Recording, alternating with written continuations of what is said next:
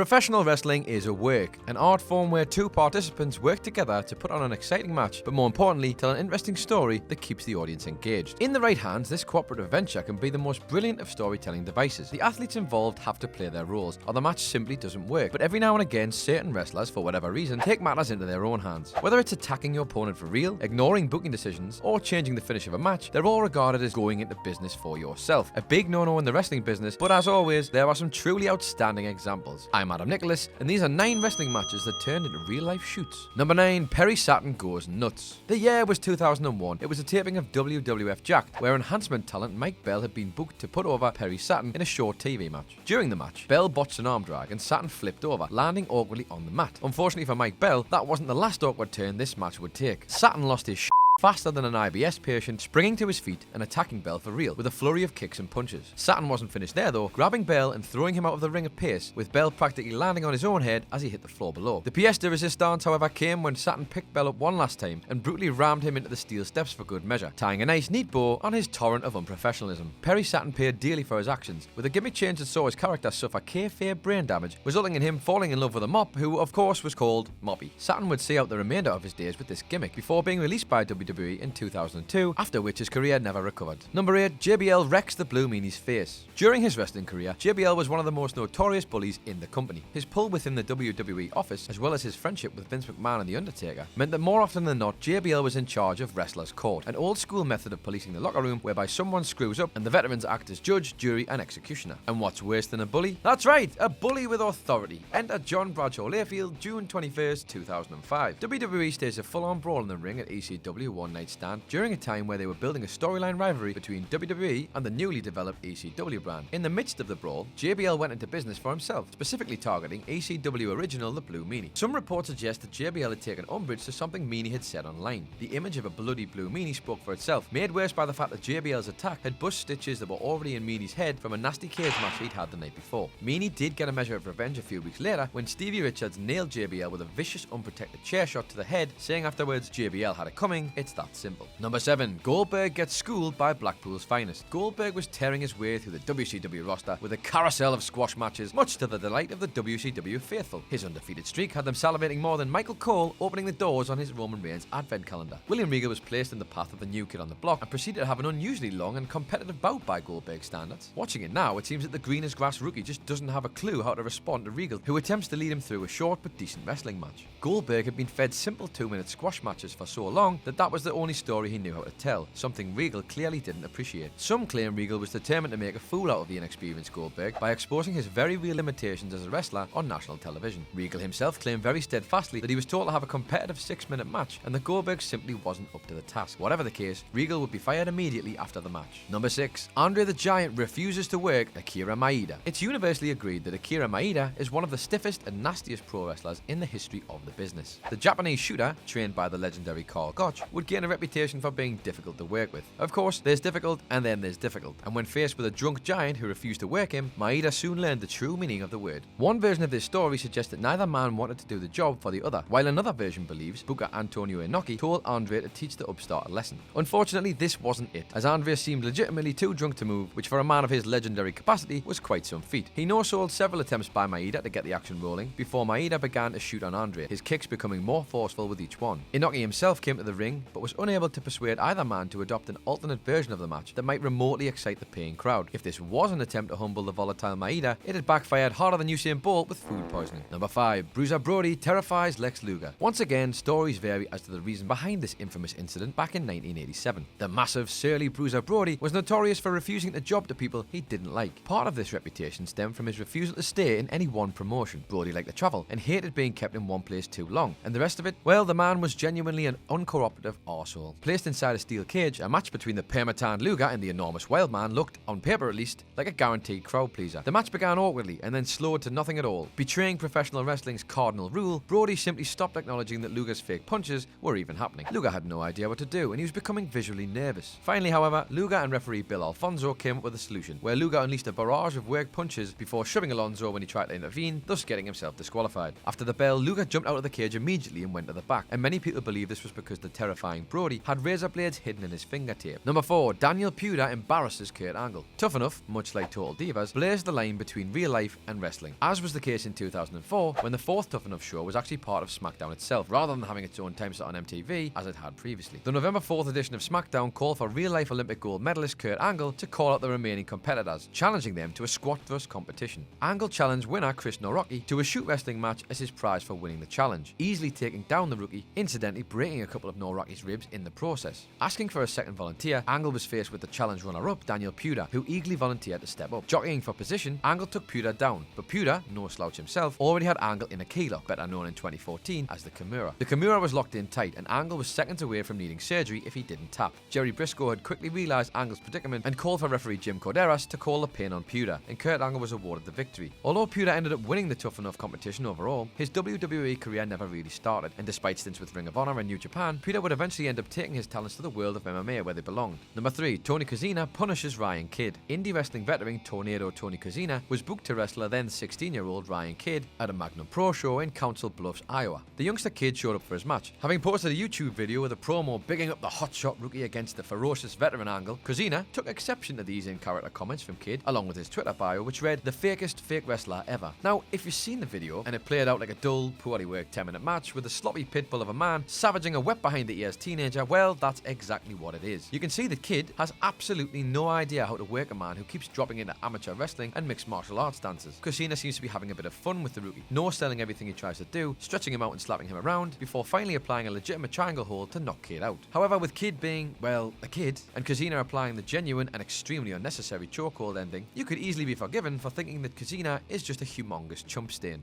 Number 2. Stanislaus ZBYSZKO screws the Goldust trio. So this little story is considered one of the first examples of a wrestler going into business for himself. The legendary Stanislaus ZBYSZKO was one of the most talented and influential wrestlers in history, working thrilling contests all over Europe and the United States in the early 20th century. Toots Mondt, credited with the introduction of a more dramatic wrestling style, incorporating big moves and a fully scripted finish, formed the Goldust trio, along with the great Strangler Lewis and Billy Sandow, and these three would essentially control the pro wrestling business back in the 1920s. ZBYSZKO's run with the world title in 1921 had been a flop, and ex-football star Wayne Munn was being booked to be the next big thing. The Goldust trio booked ZBYSZKO to challenge him for the title. Though ZBYSZKO was in his late 40s, his reputation as a preeminent grappler still carried great weight within the business. What Mondt and his cronies didn't realise was that rival promoter Joe Stecher had sabotaged the championship match. He and his brother had offered the aging ZBYSZKO a chance at the big money once more. During the match, ZBYSZKO would drop the script completely, reverting to the shoot wrestling of his youth, pinning the hapless champion over and over and over. The referee was forced to award the National Wrestling Association World Heavyweight Championship to ZBYSZKO, who would later go on to drop the championship to Stecher a few weeks later. And number 1, Antonio Inoki destroys the Great Antonio. In December 1977, New Japan Pro Wrestling founder and living legend Antonio Inoki would take on his namesake, the Great Antonio, in a match in Tokyo. The Great Antonio was a Croatian strongman who'd built stories around himself, lying his enormous arse off at any given opportunity. He claimed to have been able to uproot trees with sheer upper body strength by the age of 12, and in later life would tell people that he was an alien. So yeah, nothing too out of the ordinary there. Contrast this with Inoki, the pride of strong-style Japanese wrestling, and you've got a mismatch made in hell, which was precisely the point. The heroic good guy, all the rules, technique and rigid pride, taking on the grotesque Gaijin monster, a shambling wild man. The 9,000 fans in attendance saw the match begin as expected, give or take a bit of awkwardness here and there, when suddenly the Great Antonio began to no-sell Inoki's moves, before hitting Inoki with several shots to the back of the neck. And as you can imagine, Inoki, who at this point was angrier than a man with a fork and a wheel full of soup, reacted in the only way a shoot fighter with a legendary pride and an old-school mentality knew how. Inoki smashed the Croatian in the face over and over, executing a perfect single-leg takedown before kicking the other man to pieces, until the Great Antonio was an unconscious bloody mess. Not to worry though, because it's wrestling, and that's fake, right? So, you know,